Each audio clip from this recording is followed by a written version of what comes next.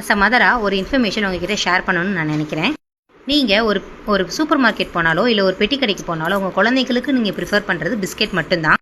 இப்போ இருக்கிற ஜென்ரேஷன் பிள்ளைங்க பிஸ்கெட்டை தான் அதிகமாக விரும்பி சாப்பிட்றாங்க. என்னைக்காவது அவங்க என்ன இன்க்ரீடியன்ஸ் யூஸ் பண்ணுறாங்கன்னு பின்னாடி திருப்பி பார்த்துருக்கீங்களா? ரீஃபைண்ட் சுகரு, மைதா, பாம் ஆயில், இது போக நிறைய கெமிக்கல்ஸ் ஆட் பண்ணுறாங்க. ஒரு பிஸ்கெட்டுக்கு இவ்வளோ குக்கீஸ் ஆட் பண்ணணுமா? அதுவும் ஒரு 2 வயசு 1 வயசு குழந்தைங்க சாப்பிட்ற பிஸ்கெட்டில் ஏன் இவ்வளோ கெமிக்கல்ஸ் ஆட் பண்ணுறாங்கன்னே தெரில. அதே நம்ம ஹோம்மேட் குக்கீஸ்ன்னு எடுத்துக்கிட்டிங்கன்னா பட்டர், கோதுமை மாவு, நாட்டு சர்க்கரையோ இல்லை ப்ரௌன் சுகரோ ஆட் பண்ணுறாங்க. இது போக உங்களுக்கு என்ன ஃப்ளேவரில் வந்துட்டு வேணுமோ அதுக்கேற்ற மாதிரி சாக்லேட் ஃப்ளேவரா இல்லாட்டினா நட்ஸ் ஃப்ளேவரோ அதுக்கேற்ற மாதிரி அவங்களுக்கு எல்லாமே செஞ்சு கொடுக்குறாங்க.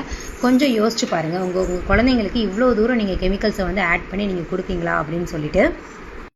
ஒவ்வொரு ஹோம் பேக்கருமே நீங்கள் ஆர்டர் கொடுத்ததுக்கப்புறம் ஃப்ரெஷ்ஷாக தான் பேக் பண்ணி தரேன். இந்த வீடியோவை பார்க்குறவங்க நிறைய ஷேர் பண்ணுங்கள். Be healthy with my cookies. By.